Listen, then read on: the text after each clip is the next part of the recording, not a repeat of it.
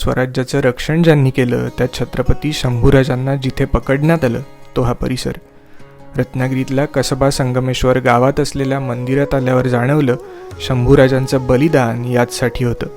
आपला धर्म संस्कृती जिवंत ठेवायची असेल तर प्राण गेला तरी चालेल, पण स्वराज्य टिकायला हवं हे ज्या राजाला कळलं तो आमचा शंभूराजा.